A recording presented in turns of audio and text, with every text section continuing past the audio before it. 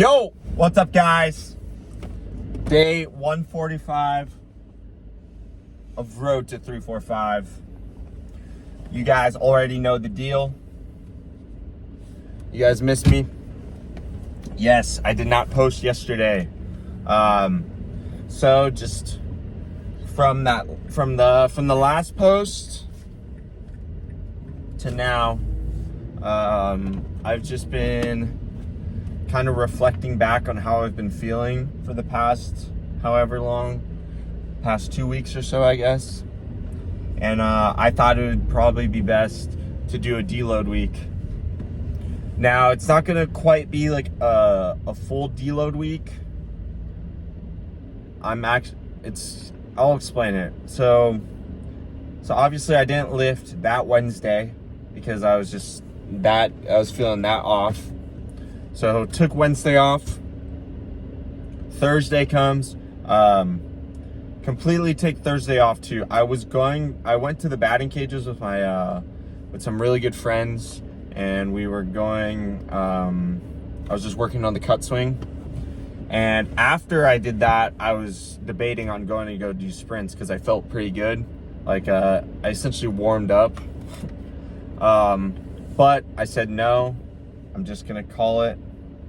So I had my 2 softball games. You guys will see the hits right now.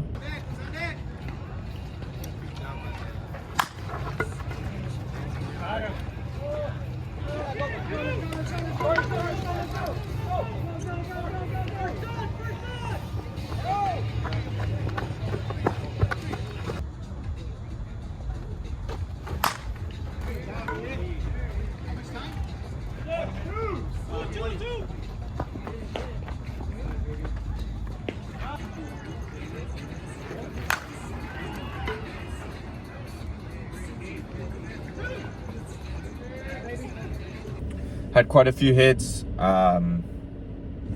lined out a couple times. I don't know, I think I'm lofting the ball a little bit too much, and then on other ones I'm getting better at being a little bit more cutty. But we're getting there. The swing's getting better. But yeah, I just played those games, and then now we're today, Friday. So, well, I had to leave the gym before I could finish the workout because time snuck up on me, and I got to the gym an hour later than I usually do. But I'm gonna go back after my softball game tonight and finish the workout, so it shouldn't be a problem. You guys will probably see that in the video, so this will probably be a late post. So yeah, essentially just gonna go back and hit the last 2 movements, just a high incline press, and then a little density set of step-ups. So we got those 2 movements left, and then but everything in the workout today was like stripped back, so it was only a fraction of what like my actual working weight had been, just so the RPE is a little bit closer to like 5 or 6. That's kind of what I've gathered from Will Rattel and Blaine McConnell from watching over their stuff, how to approach the deload and kind of where you want to be. So I'm doing that, and then I'm going to continue basically up through Sunday. I'm going to continue what my workouts would have been on the program.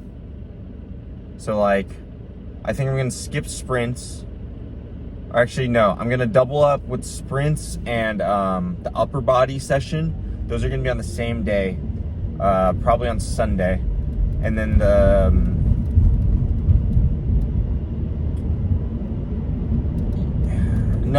sorry. I'm going to do sprints and whatever lift on Saturday, the upper body session and cardio on Sunday. Again, this is all going to be at like that RP at 5 or 6, and then next week we're just gonna run back this week of the program. So week I think 10, we're just gonna run it back. So, and then we should be back to our regularly scheduled programming with the program. So that's going to be the approach with the deload. Yeah. Let's see. Oh, deadlifts. I'm gonna pay to have like a one-on-one session with like a prominent deadlift coach, someone who's like deadlifts 900 plus pounds. So I could, because he does like these little critiques and like form breakdowns, and I think deadlift is definitely something that I want to improve on, form and technique wise, both for obviously to get 500, but also just for longevity's sake with myself, because I don't think cat backing, looking like a freaking feline cat when I'm deadlifting, is the most conducive to the health of my spine. So yeah, we're gonna meet with that guy, Dad Bod Prime. That's his Instagram handle. Meet with that, and then make any little adjustments going forward with the deadlifts, and then everything else we'll just keep rocking with what we've been rocking with.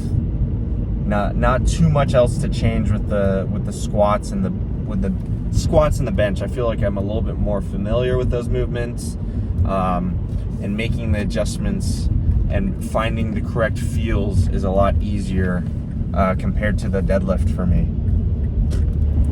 So we're gonna be rocking with that. But yeah, essentially, I think CNS fatigue definitely creeped up on me. I had been feeling a little bit down, like my whole body, not like, well, I guess a little bit mood wise, but just in general, my not as explosive, not as strong as I usually had been for the past week and some change or so.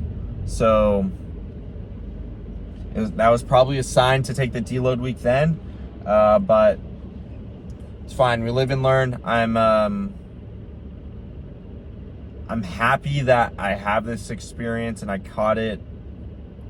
I mean, I technically caught it late, but I think I caught it soon enough for it not to have any like really bad damage. But yeah, we're just gonna approach it as best as we can going forward, and then just run it back with the program. My last program with the Tim Riley cheat code, that had a scheduled deload, and I kind of liked having the scheduled deload, just because of like my personality. I'm someone to just keep grinding through. So it was kind of nice to have that.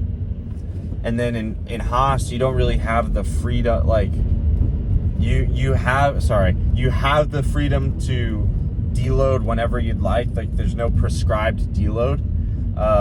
So that makes it, I'm not blaming anyone but myself, but it just makes it a little bit more difficult when to figure out to do the deload because of just how I am. And it's funny, I watched a Larry Wheels Instagram like reel popped up in my feed, and he was talking about how like he would hit periods where weights that he would easily hit before don't even move, and how and essentially how CNS fatigue would catch up on him, and the fact that you need to take deloads and you need to kind of basically understand that you're not gonna be able to just keep training at that high of a level. It's like too much of a strain on your CNS. So it's that was definitely whoever's ruling the world and spying through my phone, they definitely heard, or I don't know, caught a vibe from me. that was something that I needed to see or hear. So that was definitely kind of cool to see, especially with someone who's like obviously smashing all those freaking numbers in powerlifting and then doing what he's doing in bodybuilding, all that stuff. He's definitely a very very successful, despite all the little controversy as of late with like the Camster.com shit. It wasn't Camster.com, but Camster.com is just a funny reference. Like that, or like the stuff with his girlfriend. Like, it's a little like, I don't think anyone like deserves that negative attention, but I guess it comes with like being so influential. I don't know. Yeah, I don't know. But what was I gonna say apart from the layer wheels? Yeah, because I definitely noticed like I'm really tired and I need to like, I always feel like I'm trying to sleep. So we're gonna try to reset the body. For sure, try to reset the body. And I think the way that I'm gonna approach it is fairly, it's logical, I guess. I was gonna say it's sound. I won't know it's sound or foolproof until after the fact, but I'm pretty confident I'll be able to knock it out and get right back to where we are going, soaring, flying. Anyways, thank you guys for tuning in. I appreciate the support as always. Make sure to like, comment, and subscribe. Make sure to stay freaky, keep getting after it. Make sure to take care of yourself, guys. All right, peace out.